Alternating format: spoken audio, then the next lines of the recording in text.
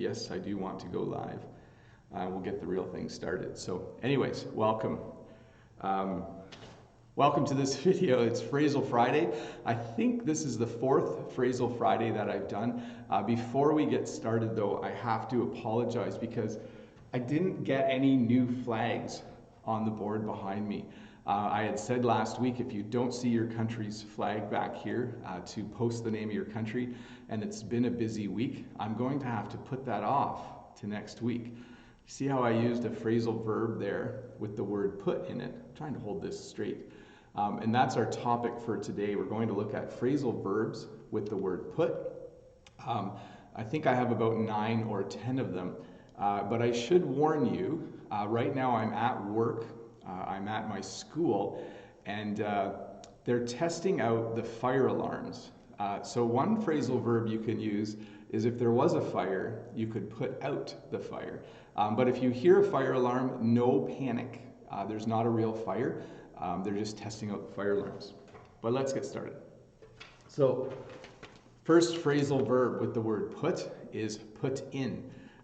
So put in, you can use put in to describe, let's say I worked a really long day. I could say I put in a long day. So it means that I spent the day at work. I put in a long day. You could also just use put in to describe when you put something into something. So you could say, do I need to put gas in the car? So put in can mean to do a long day at work. I put in a long day. I put in a lot of hours. So it's kind of a contribution. Or it can mean when you actually put something inside something else. So put in is the first one. Hi Wellington, how are you? Brazil. To put off. So good morning, Tedgman. So to put off is to delay. A bigger word for this is to procrastinate. So let's say I was supposed to exercise this morning. I could say, I'm going to put off exercising until tomorrow. So I'm going to delay going to the gym until tomorrow. So to put off is to delay in doing something, to wait a longer amount of time before you do it.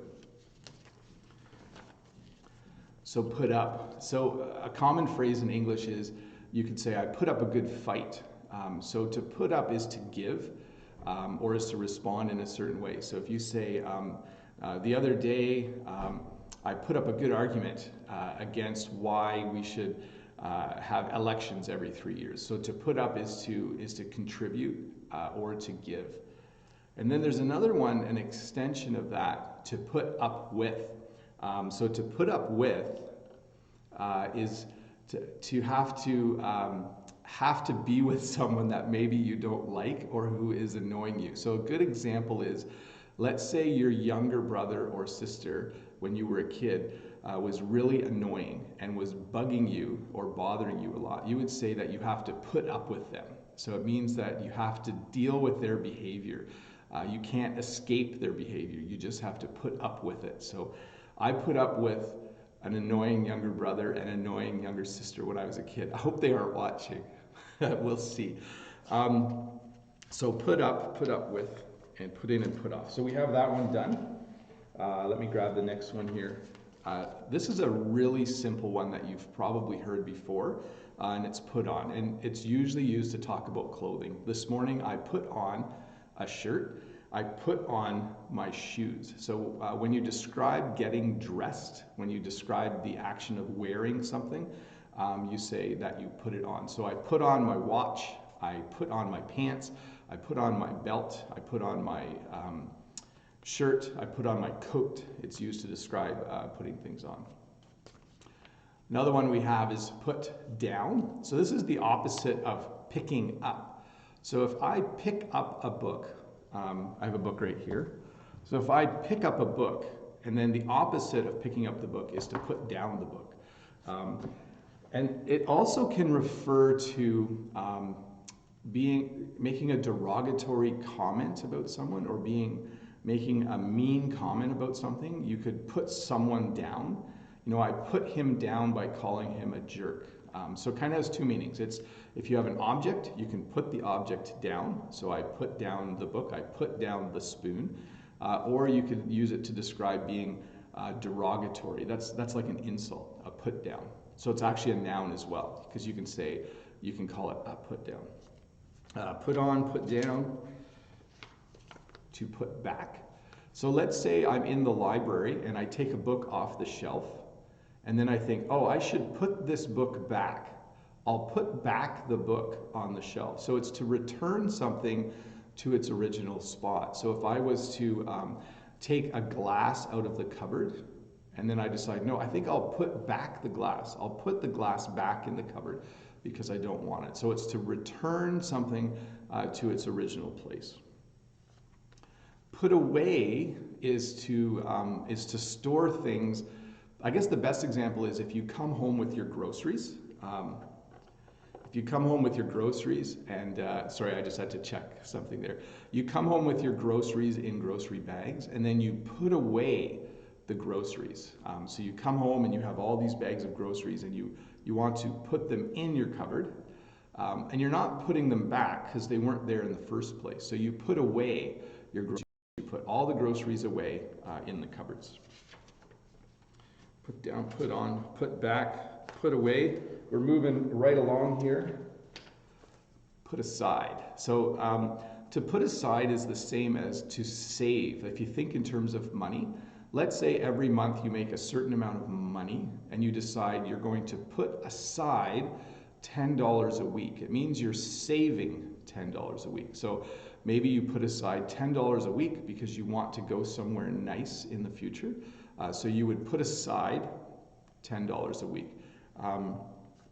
And then second last one, to put forward. Let's say you're talking with a group of people.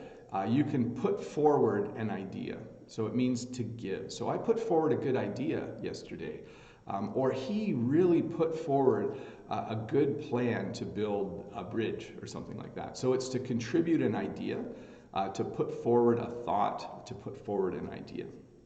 So put aside, put forward. I don't have a piece of paper for the last one, but it's put out. And the best example I used right at the beginning. If there was a fire, you put out the fire. So it's to extinguish. So let's say the fire alarm went off. The fire alarm is the bell that would sound to say there's a fire in the building. Firemen would come and they would put out the fire. Well, I think that was 9 phrasal verbs with the word put. Hope you enjoyed this live stream. I hope the audio was good for everybody. And then again, I apologize that I didn't get the flags done for this week. I'll try really hard to get that done for next week. In the meantime, if you could leave just a comment below or a reply, either in Instagram or on Facebook or on YouTube, about the kinds of phrasal verbs you'd like me to go over next week. I think we've done in, out, up, put, look, I can't remember exactly what we have all done, but leave me a comment with the types, and then for next week, Friday, I will do that. I promise I won't put off hanging up the flags. I'll put in time to print those flags out and to get them up on the board behind me. Anyways, Bob the Canadian here, Learn English with Bob the Canadian. For those of you on Instagram and Facebook, if you haven't been over to my YouTube channel, that's where I do another video each week. Go over there and have a look. You can find links in my profile or down below.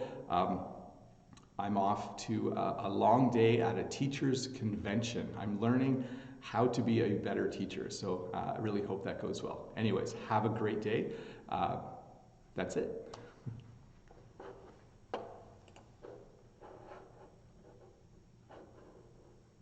Now you all get to watch me turn everything off.